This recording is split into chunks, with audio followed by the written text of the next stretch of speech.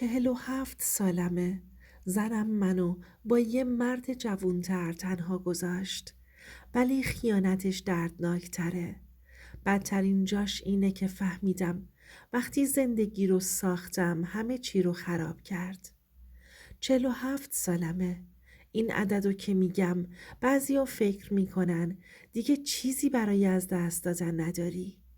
اما حقیقت اینه که دقیقاً توی همین سن آدم میفهمه چیا رو از دست داده. نه اونقدر جوونم که هیجان زدشم، نه اونقدر پیر که بی‌حس باشم. یه سنیه که آدم بیشتر از آینده گذشته‌شو مرور میکنه و میپرسه کی اشتباه کردم؟ اسمم امیره. یه مرد معمولی، از اونایی که زیاد حرف نمیزنن ولی اگه قول بدن پای حرفشون میمونن، حتی اگه خودشون خستشن. لیلا رو وقتی دیدم که تازه از سربازی برگشته بودم. جیبم خالی بود ولی دلم نه. اون پر از شور زندگی بود و من پر از ترس این که نتونم خوشبختش کنم. خواستگاریمون ساده برگزار شد. نه مراسم خاصی، نه وعده های عجیب. فقط گفتم تا جایی که بتونم هوات رو دارم و اون گفت همین برام کافیه. اوایل زندگی روزها شبیه هم بود، اما امید توش جریان داشت.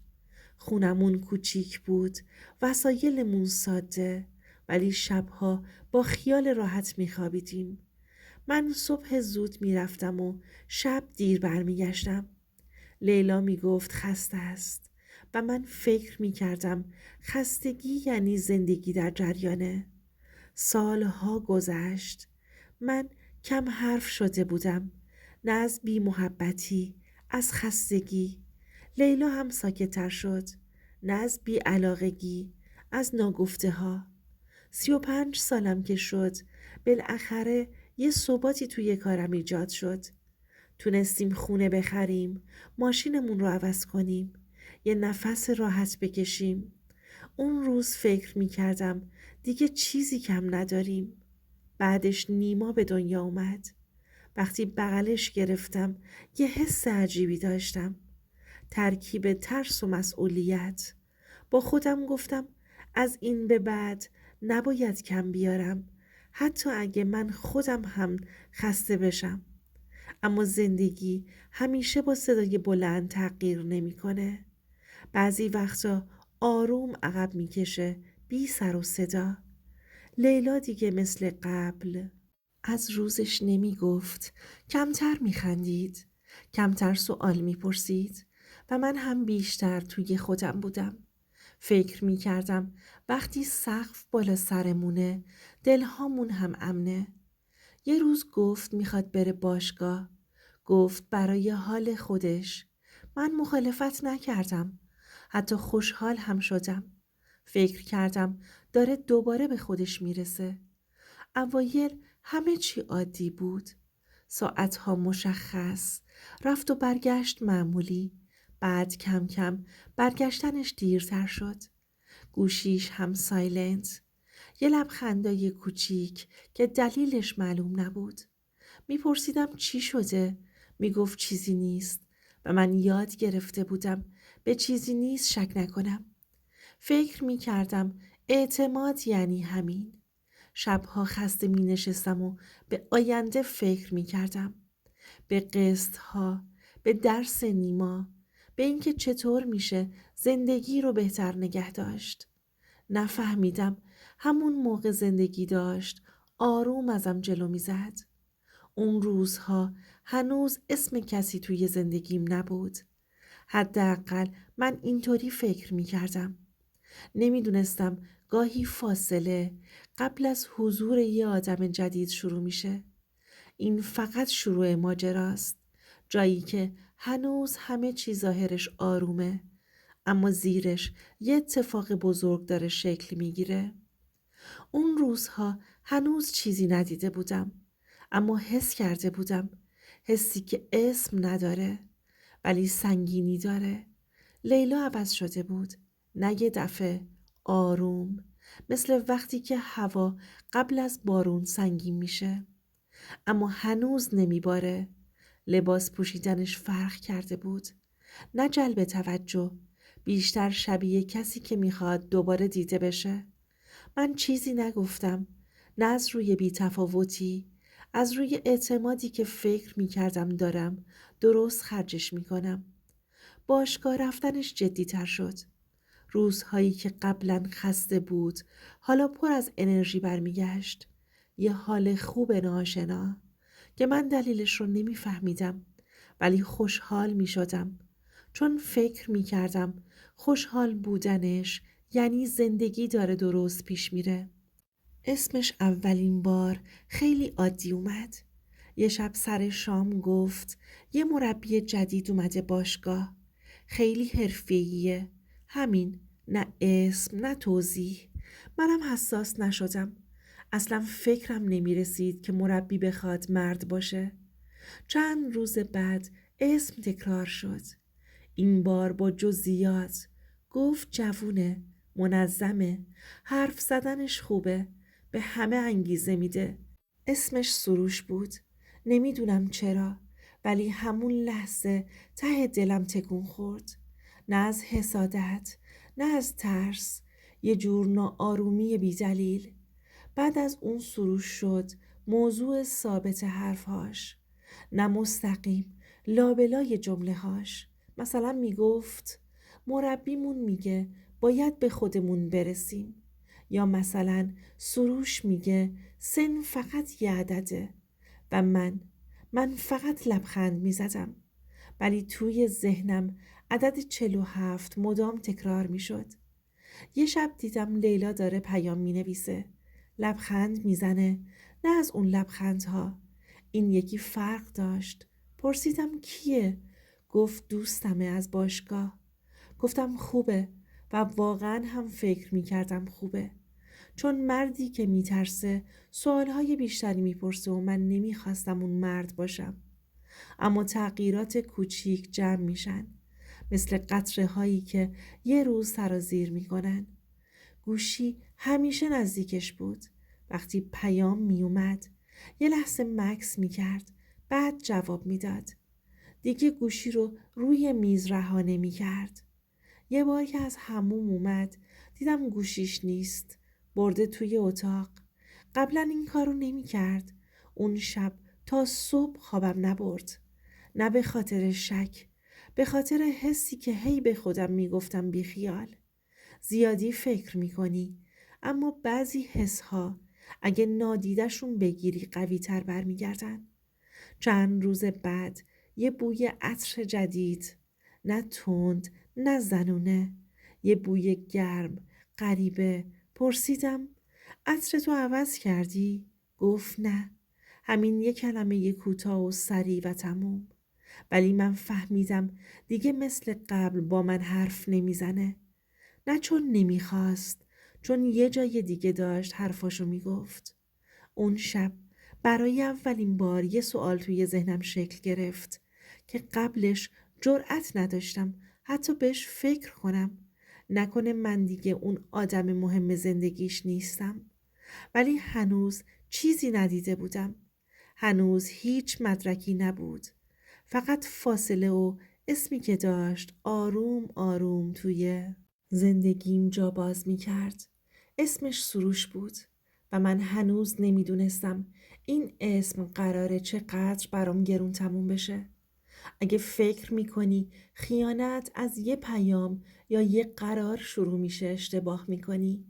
خیانت از جایی شروع میشه که دیگه دل طرفت با تو حرف نمیزنه. من هنوز چیزی ندیده بودم، نه پیام مشکوک، نه تماس عجیب، اما فاصله رو با پوست و استخونم حس می کردم. لیلا دیگه از من نظر نمی خواست، نه برای خرید، نه برای تصمیم‌های کوچیک. انگار من از شریک زندگی تبدیل شده بودم به هم خونه امن. یه شب نیما خوابیده بود و ما دوتا توی پذیرایی نشسته بودیم.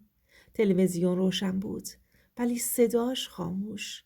گفتم لیلا حالت خوبه؟ یه مکث کرد. اونقدر کوتاه که اگه دقیق نگاه نمی کردی نمی فهمیدی. بعد گفت آره، فقط یکم خستم. قبلا وقتی خسته بود سرش رو میذاش روی شونم. اون شب فقط موبایلش رو محکم‌تر گرفت. از اون شب به بعد دیگه نتونستم بیخیال باشم. نه اینکه دنبالش بگردم، نه، فقط بیشتر دیدم وقتی اسم سروش میاد صداش عوض میشه. دیدم وقتی پیام میاد لبخندش ناخواسته است. دیدم وقتی من وارد اتاق میشم یه دفعه گوشیشو خاموش میکنه. با خودم گفتم شاید دارم حساس میشم. 47 سالگی سنیه که یه مرد از جوونی خودش میترسه، نه از خیانت زنش. ولی یه روز یه اتفاق کوچیک افتاد که دیگه نتونستم نادیده بگیرمش. لیلا دوباره رفته بود بعد از باشگاه حموم. گوشیش روی مبل بود. نه قفل، نه چیزی. پیام نیومد. زنگ نخورد. ولی صفحه روشن شد. اسمی ذخیره شده نبود. فقط یه اسم ساده، اس. اون لحظه دست نبردم. قسم میخورم دست نبردم. اما قلبم شروع کرد به تون زدن. با خودم گفتم اگه الان نگاه کنی دیگه راه برگشتی نیست. اگه نگاه نکنی شاید هیچ وقت نفهمی. نگاه نکردم. ولی از اون لحظه دیگه امیر قبل نبودم. چون فهمیدم یه چیزی داره پشت پرده شکل میگیره که من جزوش نیستم. شبها دیرتر میخوابید. صبحها زودتر بیدار میشد. زمانهایی که قبلا مال ما بود حالا پر شده بود از کار دارم. حوصله ندارم. بعدن حرف میزنیم. یه بار که دیر اومد گفتم باشگاه شلوغ بود. نگاهم نکرد. گفت آره، همین. نه توضیح، نه نگاه. اون شب برای اولین بار احساس کردم دارم توی خونه خودم غریبه میشم. نه داد زدم، نه بحث کردم. مردایی که میترسن ساکت تر میشن، نه خشن‌تر. شروع کردم به مرور کردن خودم. اینکه کی کم گذاشتم، کی ندیدمش، کی فقط نون آوردم ولی عشق نیاوردم. اما یه چیزی آزارم میداد. من شاید کم حرف شده بودم ولی غایب نبودم. بودم. همیشه بودم. یه عصر تصمیم گرفتم زودتر از کار برگردم. نه برای کنترل، نه برای مچگیری. فقط دلم براش تنگ شده بود. وقتی در رو باز کردم خونه ساکت بود. نه صدای تلویزیون، نه موسیقی. فقط صدای پیام از توی اتاق خواب. اسم رو دیدم. همون حرف اس. این بار لیلا توی حموم نبود. توی آشپزخونه بود و گوشی روی تخت. این بار دیگه نتونستم به خودم دروغ بگم. نه اینکه گوشی رو بردارم یا پیامو باز کنم، نه. فقط فهمیدم وقتی آدم به این نقطه میرسه دیگه چیزی مثل قبل نمیمونه. اون شب کنارش خوابیدم ولی انگار بینمون یه دیوار بود. نه لمس، نه گرما. فقط یه سوال توی ذهنم میچرخید. اگه حقیقت رو بفهمم آمادش هستم یا هنوز دارم از چیزی فرار میکنم که قراره دیر یا زود خودشو نشون بده. اون شب خوابم نبرد چون فهمیدم قصه من دیگه قصه شک نیست. قصه نزدیک شدن به یه واقعیت که میتونه همه چی رو عوض کنه. بعضی سوالها وقتی توی دلت میمونن آدمو از درون میخورن. نه میذارن بخوابی، نه میذارن بیدار بمونی. من اهل جار و جنجال نبودم. هیچ وقت فکر نمی کردم یه روز بشینم و از زنی که 22 سال باهاش زندگی کردم بپرسم کسی تو زندگیت هست؟ اما یه شب دیگه نتونستم. نیما خونه مادرم بود. خونه ساکت تر از همیشه. لیلا روی مبل نشسته بود و به گوشیش نگاه می کرد. نه می خندید، نه اخم داشت. یه حالت خنثی که بیشتر از هر چیزی آدمو می ترسونه. نشستم روبروش. نه خیلی نزدیک نه خیلی دور، جوری که فرار نکنه. گفتم لیلا حالت خوبه؟ نگاهم کرد، این بار مستقیم، ولی نگاهش مال من نبود. گفت چرا اینو میپرسی؟ گفتم چون یه مدتیه دیگه با من حرف نمیزنی. یه نفس عمیق کشید، نه از ناراحتی، از آماده شدن. گفت تو همیشه خسته ای امیر، من نمیخوام اذیتت کنم. این جمله رو قبلا هم شنیده بودم، ولی اون شب طعمش فرق داشت. بیشتر شبیه یه خداحافظی تمرینی بود. گفتم من خستگی تحمل میکنم اگه بدونم هنوز برات مهمم. چشمهاشو انداخت پایین. گفت تو مرد خوبی هستی. همین 3 کلمه کافی بود تا بفهمم دارم وارد چه زمینی میشم. گفتم این جمله معمولا ادامه داره لیلا. ادامش چیه؟ سکوت کرد. نه چند ثانیه، چند دقیقه. بعد گفت من دیگه خوشحال نیستم. نگفت مقصر تویی، نگفت من، فقط یه جمله که هیچ دفاعی جلوش نیست. گفتم کی هست؟ این بار مکسش طولانی تر بود، طوری که اگه دروغ میگفت ترجیح میداد سری بگه. گفت نه، اونطوری نه، اونطوری نه. این عبارت مثل خنجر بود، چون یعنی یه چیزی هست که اسم نداره ولی انکار هم نمیشه. گفتم پس اون اسم تو گوشید چیه؟ اون اس کیه؟ سرشو بلند کرد. متعجب نشد، نترسید، فقط فهمید دیگه دیر شده. گفت سروش مربی باشگاهه. لحنش لحن کسی بود که داره اعتراف میکنه ولی هنوز فکر میکنه میتونه کنترلش کنه. پرسیدم فراتر از مربیه؟ گفت نه. اما این نه محکم بود نه قاطع. گفتم لیلا من احمق نیستم، فقط دارم دیر میفهمم. اشکش در اومد، نه گریه بلند، اشک بی صدا. گفت من فقط میخوام حس کنم زندم. این جمله همه چی رو توضیح داد و همزمان هیچ چی رو توجیه نکرد. من داد نزدم، چیزی نشکستم، فقط گفتم و من توی این زندگی کجام؟ جوابی نداد، چون بعضی سوالها وقتی جواب ندارن آدمو خورد میکنن. اون شب کنار هم خوابیدیم، اما بینمون یه فاصله بود که با دست نمیشد پرش کرد. من تا صبح به سقف نگاه کردم، به سالهایی که گذشته بود، به چیزهایی که ساختم و به اینکه چطور میشه وسط زندگی یه دفعه بی صدا کنار گذاشته بشی. اون شب فهمیدم حتی اگه چیزی اتفاق نیفتاده باشه، بعضی رابطه ها از درون تموم میشن قبل از اینکه کسی جرأت کنه بلند بگه.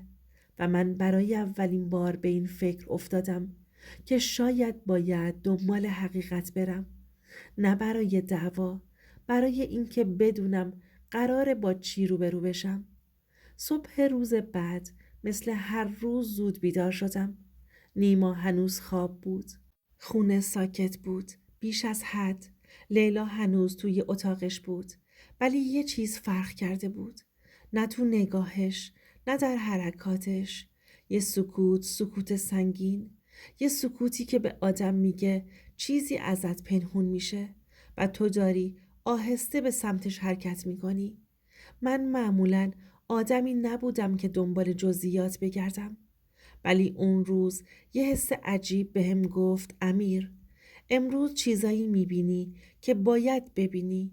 با آرامش نشستم و منتظر موندم، نه برای جاسوسی، نه برای شک، فقط برای حقیقت. لیلا از آشپزخونه اومد، دستاشو خوش کرد و دوباره همون سکوت غلیظ. ولی این بار یه چیزی روشن نبود، چیزی که نمیخواست پنهون باشه، نه در حرف، نه در نگاه. یه پیام روی میز بود از سروش، نه بلند، نه پررنگ. یه جمله کوتاه: منتظر دیدارت هستم. لبخندش خشک شد، ولی سریع خودش رو جمع کرد. نه ترس، نه شرم، فقط یه تلاش برای طبیعی بودن.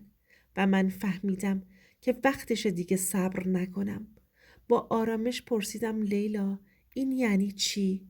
چشمهاشو به من دوخت ولی نگاهمو نادیده گرفت.